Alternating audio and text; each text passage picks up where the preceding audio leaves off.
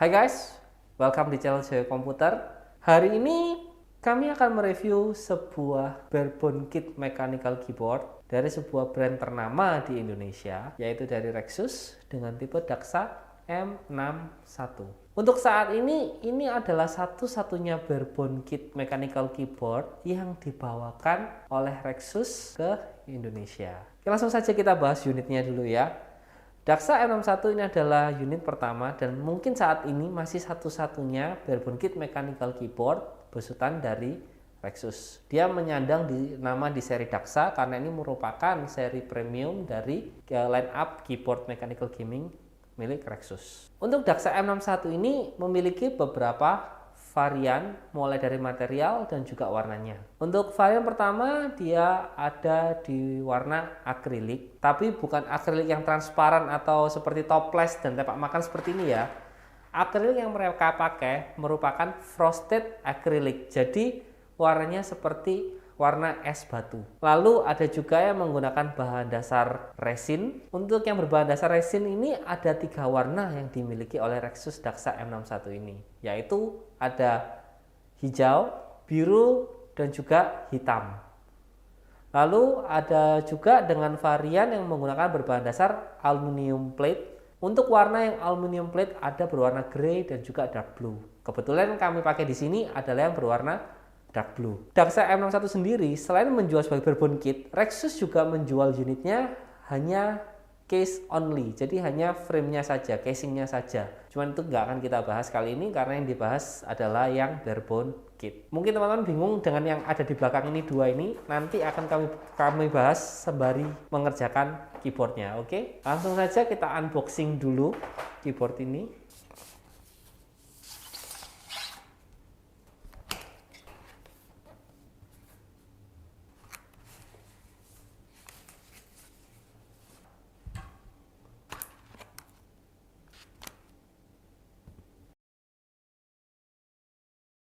Oke guys, jadi ini tadi isi dari box yang ada di Rexus Daxa M61. Kalau teman-teman lihat di sini hanya ada plate kosong seperti ini ya. Ini benernya keyboardnya, cuman ini hanyalah barebone kitnya saja. Yang artinya teman-teman cuma mendapatkan case luar seperti ini, lalu ada papan PCB. Jadi ini yang tempat keyboardnya bernaung itu seperti ini. Ini papan PCB-nya.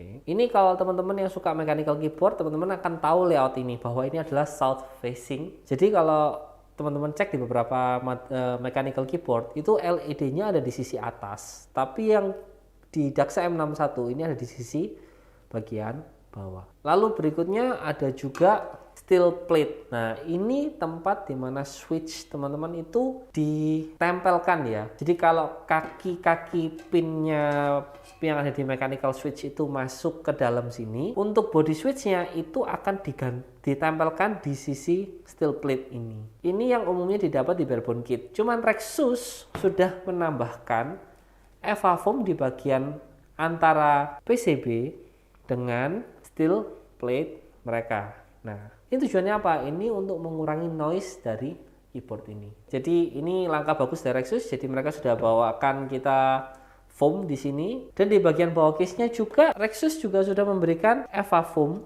Jadi biasanya kalau teman-teman beli barebone kit dari merek lain mungkin ya, cuman dapat case-nya saja, teman-teman harus memasang atau membeli EVA foam sendiri. Jadi ini sebuah kelebihan dari Daxa M61 ya. Jadi teman-teman tidak usah bingung untuk memodifikasi lagi keyboardnya supaya suaranya lebih empuk atau istilahnya talky.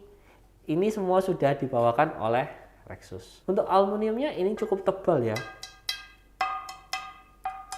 Selain dari bagian utama keyboardnya, ada pula aksesoris wajib yang dimiliki keyboard, yaitu stabilizer. Ini gunanya adalah untuk menyeimbangkan keys yang panjangnya lebih dari standar keys. Lalu ada juga screw atau baut di sini. Lalu berikutnya ada combo keycap dan switch puller. Yang ini sisi keycapnya, seperti ini bentuknya. Yang ini adalah sisi switch pullernya. Lalu yang 2 ini adalah fit ya untuk keyboardnya. Jadi kalau teman-teman merasa keyboardnya ini kurang tinggi, beberapa orang suka layout tinggi ya, ini tinggal ditempelkan di sisi sini.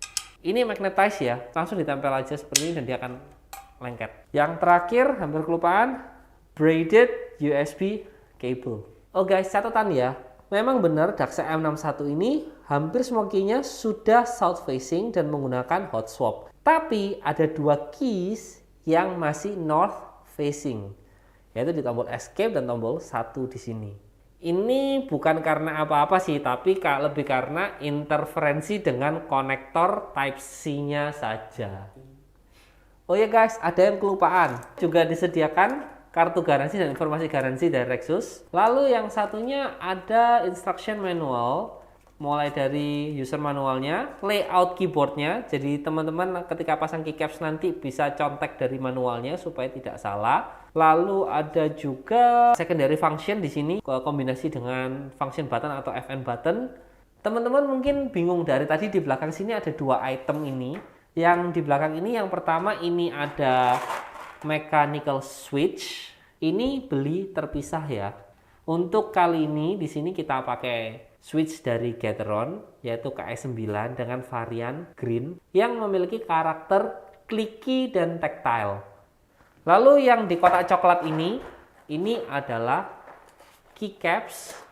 Ini kita beli terpisah. Nah, untuk keycapsnya ini memiliki warna-warni. Nah, ini banyak sekali pilihannya di marketplace loh teman-teman. Teman-teman bisa milih. Yang ini sih kita milih tipe yang Okita Souji-nya Fate Grand Order. Jadi dari gamenya Fate Grand Order. Nah, sekarang kita mulai proses pengerjaannya aja ya. Oke, sebelumnya untuk merakit keyboard ini kita tidak memerlukan toolkit apapun selain Obeng Plus. Cuman mumpung lagi bikin custom mechanical keyboard di sini, kita juga akan modifikasi switch yang kita pakai di sini. Memang benar switch yang kita pakai ini adalah Gateron KS9 Green yang merupakan tactile clicky switch. Bukannya tactile clicky switch sudah cukup dipakai begitu saja. Cuman untuk switch yang belum di loop itu ada karakter suara pir mantulnya, pirnya yang mantul itu yang agak bikin kami ilfeel dengan switch ini. Jadi itu alasannya kita akan loop. Kita loopnya sangat tipis sekali sehingga tidak menghilangkan karakter clicky tactile dari switch ini. Kalau kita apply terlalu banyak loop, otomatis akan feel mushy ya, seperti kita megang membran keyboard ya. Cuma kita akan aplikasikan tipis-tipis. Nah, kalau kita mau looping, apa saja sih yang kita perlukan? Nah, berikut alat-alat yang kita perlukan. Yang pertama adalah stem holder. Ini untuk memegang bagian kepala switchnya ketika sudah dilepas. Jadi ini posisinya seperti ini nanti. Lalu ada juga switch opener.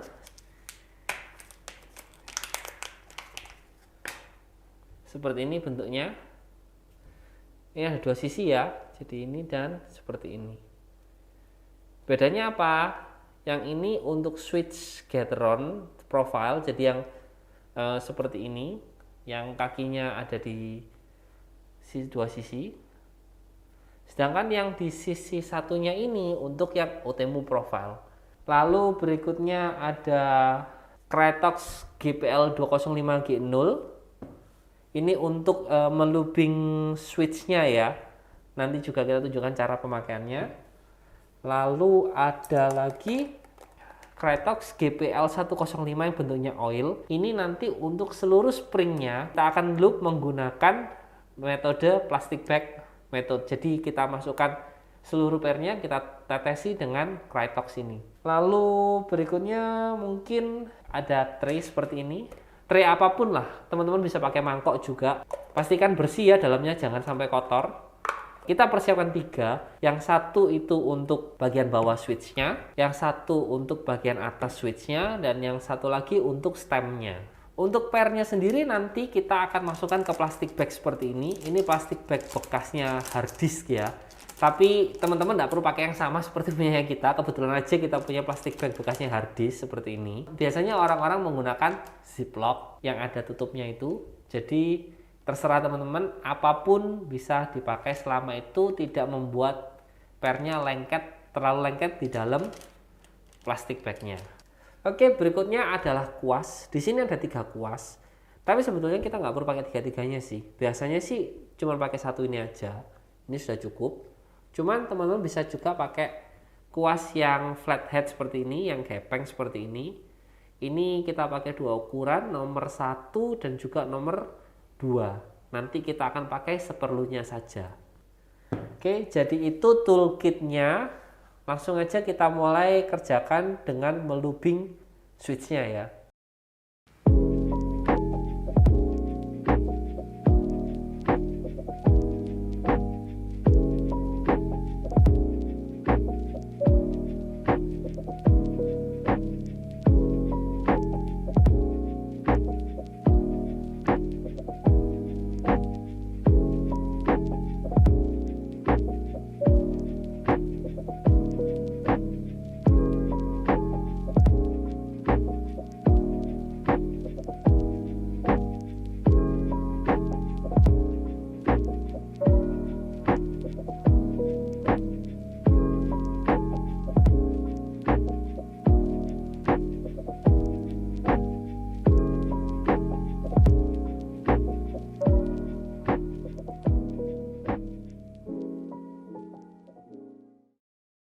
Oke, berikutnya kita akan lubing springnya dulu ya. Nah, springnya tadi kita langsung letakkan di plastik bag seperti ini. Lalu kita akan menggunakan Krytox GPL 105, ini yang model cairan ya. Nggak usah banyak-banyak, 2, 3, seperti ini aja sudah cukup, tadi sudah cukup banyak. Lalu berikutnya kita tutup yang rapat, lalu kita shake dengan kuat ya, seperti ini. Pastikan waktu setelah lubing itu kita cek dulu ya, apakah sudah merata belum untuk Krytoxnya. Oke, ini sudah cukup licin, ini kerasa sekali licinnya, jadi lubingnya sudah selesai. Oke, sekarang kita sisihkan dulu, kita langsung aja mulai. Oke, jadi untuk aplikasinya kita akan ambil bottom housingnya dulu, kita apply-kan di sisi samping kanan dan kiri stemnya seperti ini. Lalu di bagian sisi samping-samping lubang stemnya ini yang tempat dimana pernya berdiri. Lalu berikutnya kita langsung ke top covernya dulu. Ini juga sama di sisi kanan dan kirinya aja ya.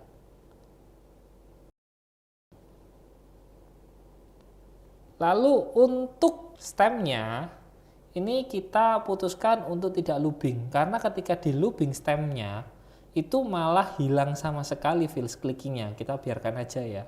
Kita langsung ambil springnya dulu, kita mulai assembly.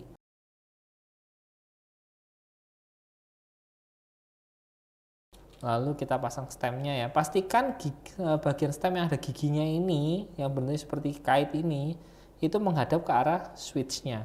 Jadi seperti ini pemasangannya. Lalu berikutnya kita pasangkan untuk top housingnya. Oke, tinggal kita tekan. Nah, kalau kita lubing seperti ini, suara kliknya masih ada. Jadi masih terdengar klikinya, ya, jadi kliki. Tapi tidak senyaring yang originalnya, yang bawaan dari switchnya.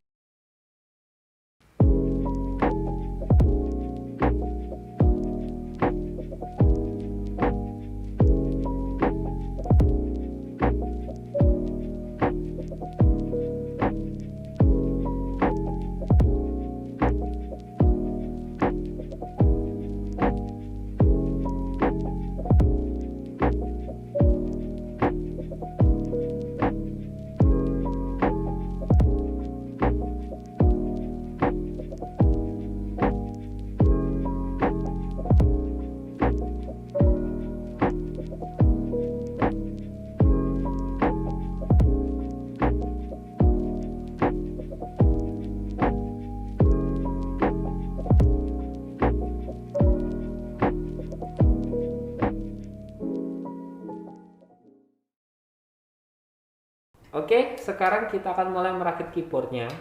Tapi sebelum kita memasangkan switch ini, kita akan terlebih dahulu memasangkan stabilizer yang ada di keyboard ini. Jadi seperti ini ya, ini stabilizer yang ada di keyboard ini. Untuk memasang stabilizer di keyboard ini, umumnya di keyboard biasa kita tinggal langsung masukkan sliding seperti ini ke dalam keyboard yang akan kita rakit. Tapi untuk DAX M61 karena dia memiliki lapisan eval foam di bawah plate-nya, jadi kita akan pasangkan stabilizer di luar dari frame case-nya. Di sini sampai terdengar bunyi suara klik. Ini stabilizernya juga plate mount ya, bukan yang PCB mount.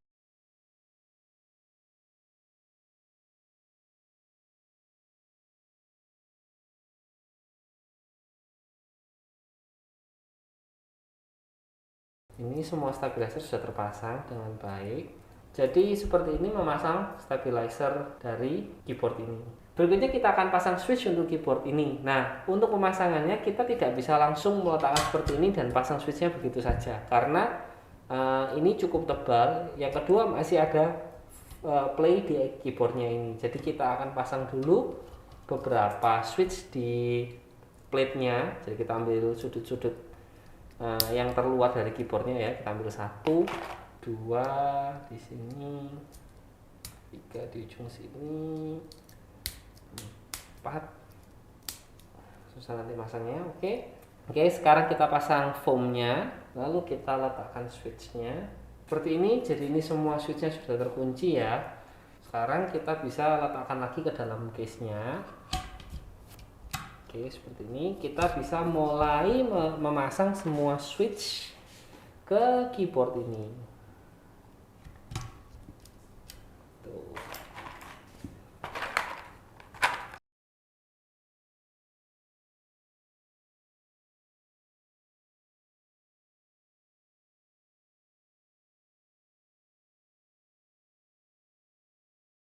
Oke, jadi semua switch sudah terpasang. Berikutnya yang mau kita kerjakan adalah memasang keycaps. Nah, kita pasang dulu skrupnya, baru setelah itu kita akan pasangkan keycaps di atas switch dari keyboard ini. Jadi ini baut setnya yang disediakan oleh Rexus.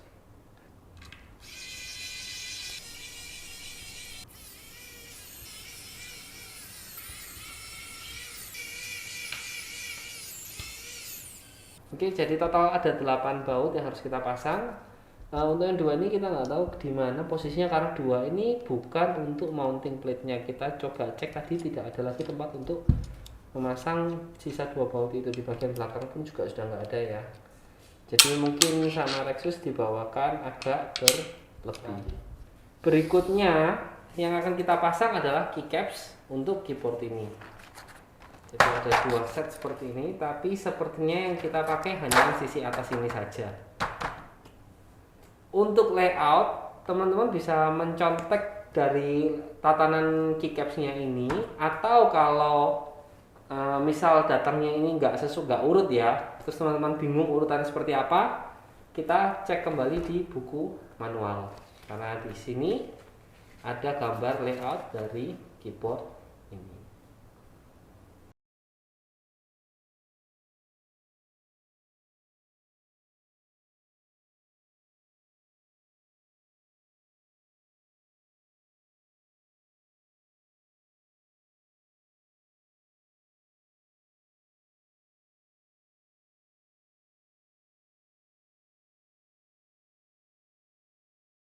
Jadi seperti ini tampilannya. Lalu berikutnya yang kita bahas adalah layout dari keyboard ini. Keyboard ini menggunakan layout 61 keys, yang artinya banyak dari tombol-tombol keyboard yang kita umumnya temukan hilang di keyboard ini. Contoh seperti numpad sudah pasti akan hilang karena tidak ada. Lalu panah atas, bawah, kanan, kiri juga menghilang. Itu nanti digantikan dengan function juga. Lalu tombol F, escape sampai dengan F12 yang biasanya di atas keyboard ini juga hilang, tidak ada. Digantikan dengan menggunakan kombinasi tombol function dari angka 1 hingga sama dengan. Function dan 1 ini menggantikan F1 dan seterusnya. Lalu untuk angka 0 ini menggantikan F10 ya, bukan F0, nggak ada F0 di keyboard. Ini F10, lalu untuk tanda negatif atau min ini menggantikan F11, sama dengan ini menggantikan F12. Oke guys, jadi pada akhirnya untuk frame-nya kita pasangkan solasi listrik hampir di seluruh mounting point-nya.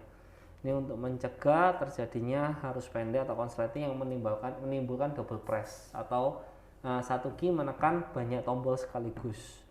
Utamanya di sisi tengahin tadi yang kita antara G dan H. Lalu di sini juga ada ternyata ini yang penting. Lalu di sisi sini ini backslash ya. Kalau yang di sini antara Windows dan alternate. Jadi di Windows dan control. Jadi ini ditambah Windows dan control. Ternyata terganggu. Ternyata ujung switch mount ini menempel ke body dari case ini yang aluminium ini. Jadi kita pasangkan solasi listrik di sini. Lalu ada juga di bagian G dan H tadi, ini persis di tengah-tengah ini lubangnya mepet sekali dengan mountingnya. Jadi yang menimbulkan double press tadi. Jadi pada akhirnya untuk menghindari error lagi atau double press lagi, kita putuskan untuk memasang solasi listrik di keseluruhan mounting pointnya untuk mencegah hal-hal yang nggak diinginkan.